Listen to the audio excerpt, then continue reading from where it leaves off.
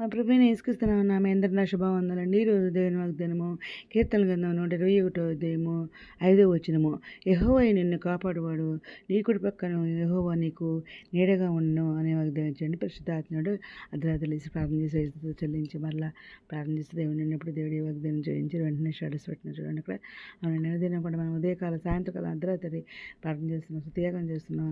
ఇంకా బైబిల్ దేవుని కృప వలన పూర్తిగా రాస్తానండి. ఇంకా ఉపవాస ప్రార్థనలు చేస్తున్నాం, ఏ విధంగా చేస్తున్నాం కదండి. యెహోవా మనకి ఎప్పుడు కూడా మనం కాపాడుతూ ఉంటున్నారు. ఇక్కడ పక్కన మనకు నీడగా ఉంటానంటున్నారు అనమాట.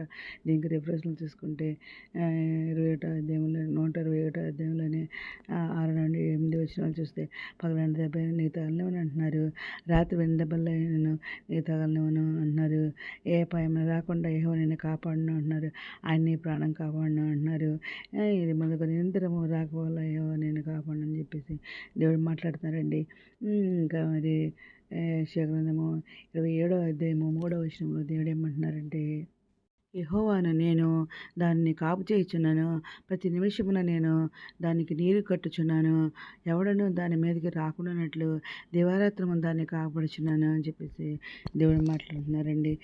ఇంకా మరి కీర్తనల గ్రంథం 32వ అధ్యాయము 7వ వచనంలో, నా దాగుచోటు నీవే, శ్రమలో నుండి నీవు నన్ను రక్షించదవు, విమోచన గానములతో నీవు నన్ను ఆవరించదవు అని కీర్తనగాడు మాట్లాడుతున్నారు అనమాట అండి.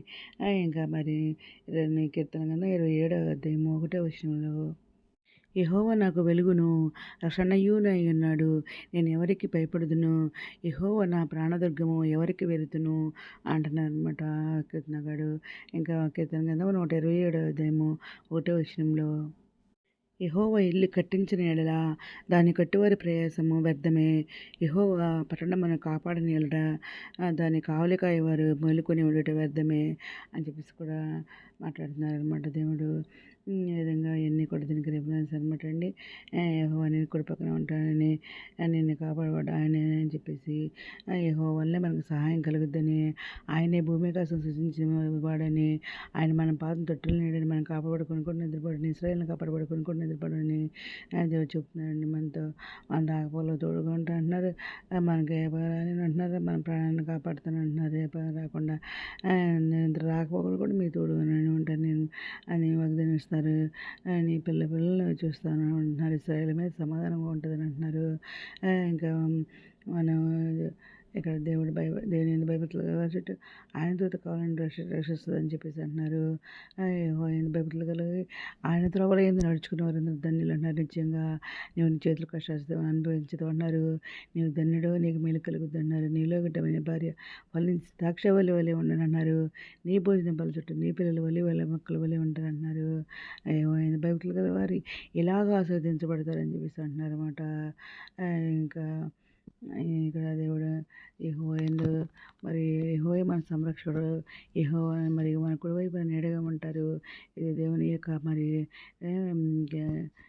ఇక్కడ వ్యక్తిగత మరి సంరక్షకునిగా మరియు మరి ఇంకా ప్రమాదాల నుండి కూడా తప్పిస్తానని, రక్షిస్తానని, కాపాడుతానని దేవుడు ఇక్కడ మనకి వాగ్దానం చేస్తారన్నమాట అండి.